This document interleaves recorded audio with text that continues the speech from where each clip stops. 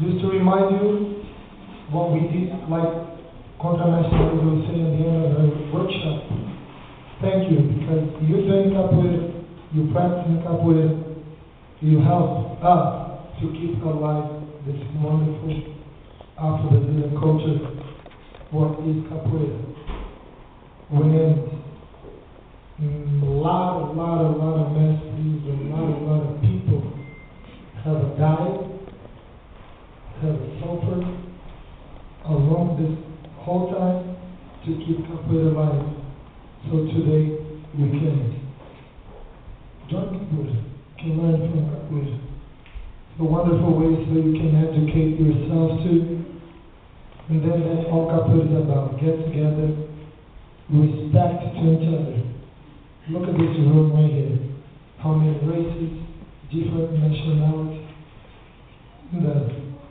Sometimes not even in the church, I see so many people like from different cultures join capoeira. So you can see how good it is. So once again, that's all capoeira is about. So put us together, respect to each other. Follow one philosophy. It doesn't matter who you are, where you come from, if you're rich, you're poor, sex, religion, doesn't matter. So please, you got a chance, try to read more, try to listen to more, participate more to them, so you will learn more about these aspects.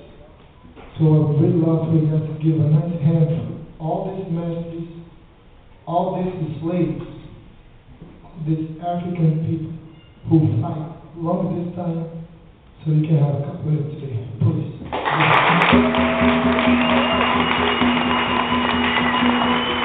So we have a long time practicing capoeira, doing a great job, and they know a lot about history, philosophy, and then I'd love to ask them a question so they can talk to you a little bit about what they're doing.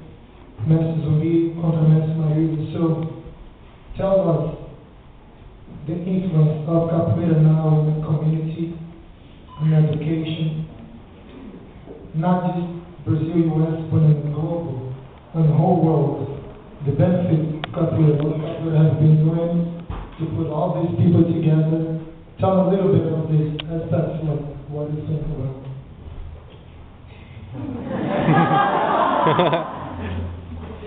Nothing better than that for you.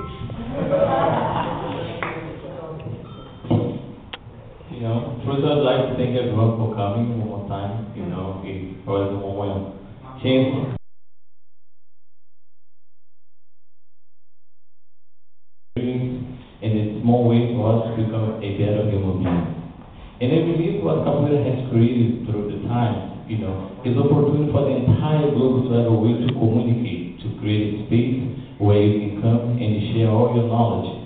That's the way I see Capoeira. I see Capoeira as an educational process. Because in order for you to socialize, in order for you to understand each other, has to be well developed. That's what you do in Capoeira. And you express all those things in different forms. It can be the physical form, it can be the way you socialize yourself, the way you respect yourself, the way you respect God. And that's why I think Capoeira to create a methodology, and also to create a dialect that it can be around the world to be able to understand each other. Because through time, that's what we all have been looking for. Understand, to be able to be understood and to understand the other. Thank you all for coming. I'd love for you to tell, as you were women, and then doing the great job you're doing in Chicago with many students, and then what has been passed, like as the difficult times in this whole year that have been here. So please tell us a little bit. Hello. Well, I'm going to get to that in 1 second. I would just like to address quickly the contribution of capoeira in a lot of different aspects that most of the time we don't even think about it. We started in Chicago, so there was no capoeira, so most of the people in most of the capoeiras that are there today, one way or another has been influenced by the presence of our group there. I had a young man coming to me not long ago, and I was like, capoeira tem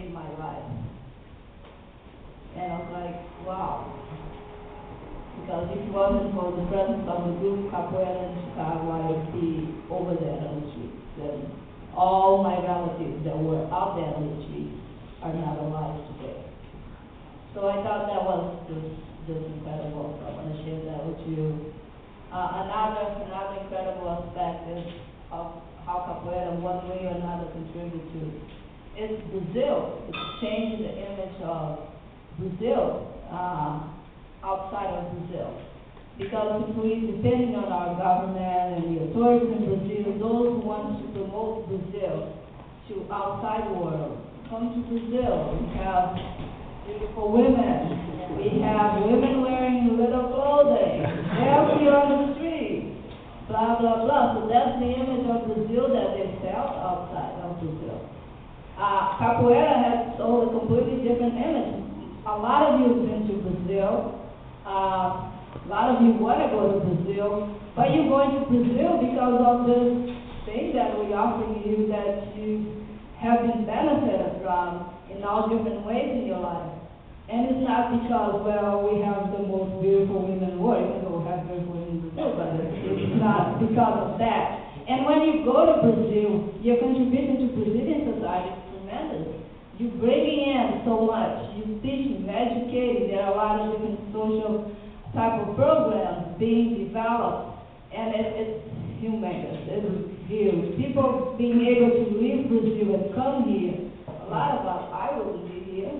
I wouldn't be here. It wasn't for the opportunity that I had through Capoeira. So opening the doors to people, very talented people that otherwise would never come out of Brazil, would be there and spend their whole life struggling, trying to just survive day by day.